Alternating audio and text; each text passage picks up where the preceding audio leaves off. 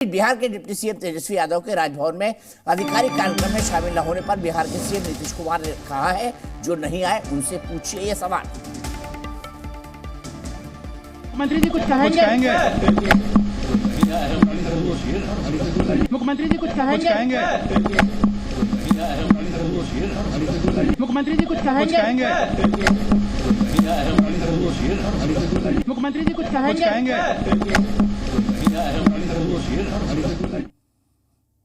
जो नहीं आए उनसे पूछिए, हाईटी के बाद वो बोल रहे हैं। दरअसल क्या होता है कि जब भी 26 जनवरी और 15 अगस्त होता है तो राज्यपाल और राष्ट्रपति दिल्ली में और तमाम राज्यपाल अपने अपने राजभवनों के अंदर हाईटी करते हैं। उसमें परंपरागत तौर पर सभी को आना होता है, ये प्रोटोकॉल होता है। जैसे प्रधानमंत्री आज राष्ट्रपति द्रौपदी मुर्मू के एट होम में गए, जहां पर इमैनुअल मैक्रो और उनकी पूरी सरकार वहां पर मौजूद थी।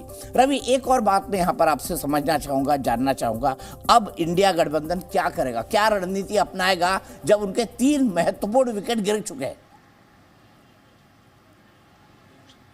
नहीं, देखिए, इंडिया गठबंधन की जो स्ट्रेटजी थी वो यही है कि साउथ के स्टेट्स में ज़्यादा फोकस किया जाए, जहां अभी भी उनके पास चांसेज हैं। देखिए, अगर केरल की बात कीजिएगा तो चाहे लेफ्ट पार्टी है, चाहे कांग्रेस पार्टी है, एलडीएफ है या यूडीएफ है, तो खाते में कहीं ना कहीं गठबंधन की सीट जाएगा। बीजेपी के पास कोई चांस नहीं है। उसी तरह से तमिलनाडु जो स्टेट है, वहाँ पे डीएमके और उनका जो गठबंधन है, कांग्रेस का गठबंधन है, वो इंटैक्ट है और वहाँ कहीं ना कहीं उनको लगता है कि उनके रिजल्ट ठीक ठाक रहने वाले हैं।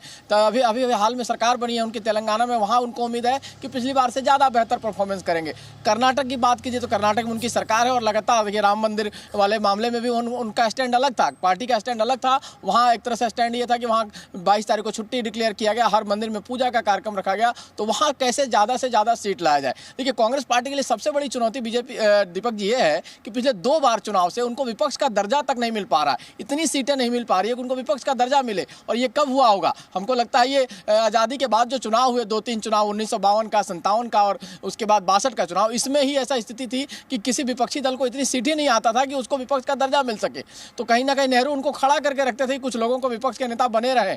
वही स्थिति आज की डेट में है। तो विपक्ष के लिए और कांग्रेस के लिए सबसे बड़ी चुनौती यह है कि किस तरह से 55 का आंकड़ा पार किया जाए, 54 का आंकड़ा पार किया जाए, क्योंकि एक बार 44, एक बार 52, और ऐसा लग नहीं रहा। देखिए, माहौल देखिएगा, उस हिसाब से लग नहीं रहा कि कांग्रेस पार्टी इस बार भी उस आंकड़े को पार कर पाएगी और विपक्ष का दर्जा हासिल कर पाएगी। तो उसके लिहाज से ये गठबंधन बना रहा था कि इस गठबंधन के जरिए किस तरह से अपने को विपक्ष का कम से कम दर्जा तो लिया जाए, विपक्ष में आने लायक सीट तो पाया जाए, लेकिन वो भी नहीं बन पा रहा है। क्योंकि पूरे नॉर्थ में आप खाली दिख रहे हैं। यूपी में अभी क्या होगा पता नहीं, अखिलेश यादव क्या स्टैंड लेते हैं। बिहार में आप खाली हो गए, ममता ने बंगाल में आपको खाली कर दिया। ऐसी उम्मीद थी कि बिहार, बंगाल, महाराष्ट्र और कर्नाटक, यहाँ आप बेहतर कर सकते हैं, यहाँ बीजेपी से सीटें तोड़ सकते हैं। लेकिन अब 2 स्टेट तो आप चले गए, 2 बचे हैं। अब 2 में आप क्या परफॉर्मेंस करते हैं उस पर सब कुछ डिपेंड करता है।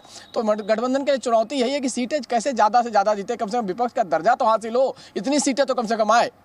ठीक है रवि, जेडीयू के नेता उपेंद्र कुशवाहा, जेडीयू ये नई जो जेडीयू बनाई है, आज राष्ट्रीय लोक जनशक्ति पार्टी, इस तरह की कुछ पार्टी उपेंद्र कुशवाहा ने इतनी पार्टी बना ली कि मैं उनके पार्टी के नाम अब भूल रहा हूं। अब क्या है, एक ग्राफिक हम आपको दिख रहा है, अलट पलट नीतीश कुमार। 2015 में कांग्रेस आरजेडी के साथ, उसके बाद 2017 में एनडीए के साथ, एक बार फिर 2021 या 22 में। अब उपेंद्र कुशवाहा क्या कह रहे हैं? उपेंद्र कुशवाहा कह रहे हैं कि गठबंधन में नीतीश कुमार बड़े बेचैन है, सबसे कटु आलोचक है, उनके लक्षणों से बेचैनी महसूस हुई है। ये भी अपनी लाइन थोड़ी सॉफ्ट कर रहे हैं। जेडीयू पर उपेंद्र कुशवाहा का बयान है। जी हाँ, जेडीयू पर उपेंद्र कुशवाहा का बयान है। उन्होंने ये कहा है कि गठबंधन में बेचैन है नीतीश कुमार। तो मुझे लग रहा है कि उपेंद्र कुशवाहा भी अंततः बीजेपी के साथ रहेंगे, मान जाएंगे। क्या क्या उपेंद्र कुशवाहा ने, ये सुनिए।